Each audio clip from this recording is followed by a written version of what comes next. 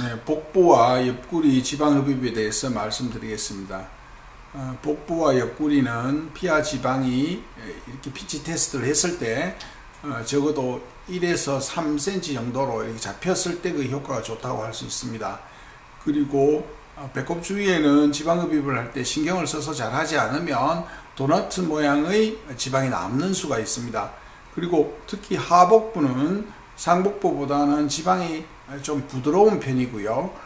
피부가 탄력이 떨어진 경우에는 하복부가 처지는 수가 있습니다. 그래서 피부 탄력을 고려해서 지방흡입을 부드럽게 해주는 게 좋고요. 상복부는 지방 조직이 치밀하기 때문에 좀 강하게 흡입을 해 주어야만 합니다. 그리고 허리 중앙에는 S라인을 강조하기 위한 흡입을 강하게 해줄 필요가 있겠습니다. 그리고 똑바로 누워있는 자세에서는 주로 배꼽이라든가 인구이날 에어리어에서 인시전을 넣어서 가능하면 흉터를 가려주는 게 좋겠습니다. 그리고 3mm나 혹은 4mm 정도의 캐놀라를 주로 사용하게 되고요. 롱 스트로크를 해서 그 펜누스를 이렇게 일정하게 만들어 주는 것도 좋겠고요. 하복부 쪽에는 크리스 크로스로 시술을 해주는 게 좋고요. 상복부는 좌수로서 흉곽을 눌러서 진행을 하게 되면 표층이라든가 깊은 층의 흡입이 아주 용이하게 될 수가 있겠습니다. 물론 테크닉이 많이 필요한 것이 되고요. 지방 흡입을 할 때는 항상 미들층에서 시작해서 표층으로 이용하는 게 좋고요. 이와 같은 것은 워터젯 지방 흡입이 상당히 도움이 되는 것 같습니다.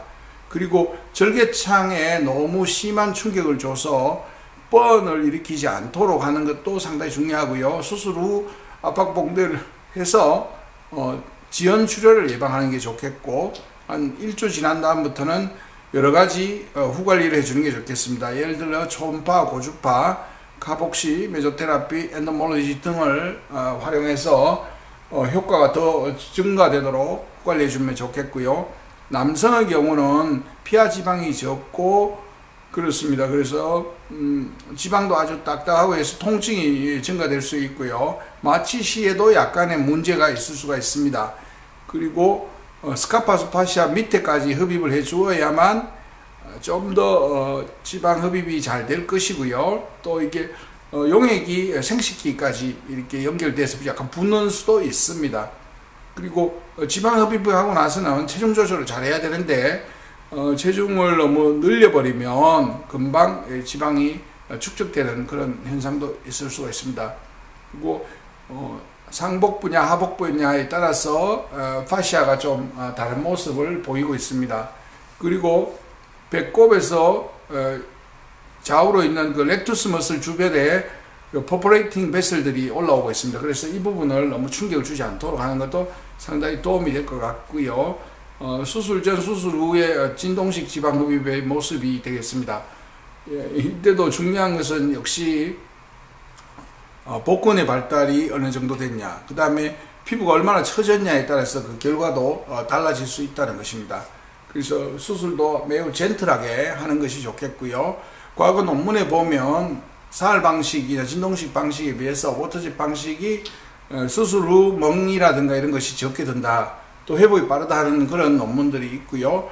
실제로 워터젯 지방 흡입이나 사할 방식과 같이 해서 시술을 해보면 비교적 회복이 빠르다는 거, 그럼 멍이 적게 든다는 거, 그리고 어떤 의료 사고를 일으키기 매우 어렵다는 거, 그래서 매우 편리한 수술 방법이 될 수도 있습니다. 그리고 외국인들은 지방이 되게 부드럽습니다. 그래서 흡입하고 나면 바로 결과도 쉽게 알 수 있고요. 또 수술 중에 통증을 거의 못 느끼기 때문에 외국인들은 투메센트 용액만으로도 충분히 지방 흡입이 가능한 것 같습니다. 그리고 우리가 복부 지방을 흡입할 때는 피부 처짐이라든가 근막 상황을 알기 위해서 나하의 분류를 하는데요. 여기서 보면 3이나 4 정도로 피부 탄력이 나쁘고 피부 과잉이 너무 심한 경우에는 굳이 지방 흡입을 권유하지 않는 것도 하나의 방법이 될 수가 있겠습니다. 그래서 보통 나하의 2 정도 되면 지방 흡입할 때 좋은 효과를 거두는 걸로 되어 있습니다. 시술을 2차에 걸쳐서 진행하는 경우도 있고요.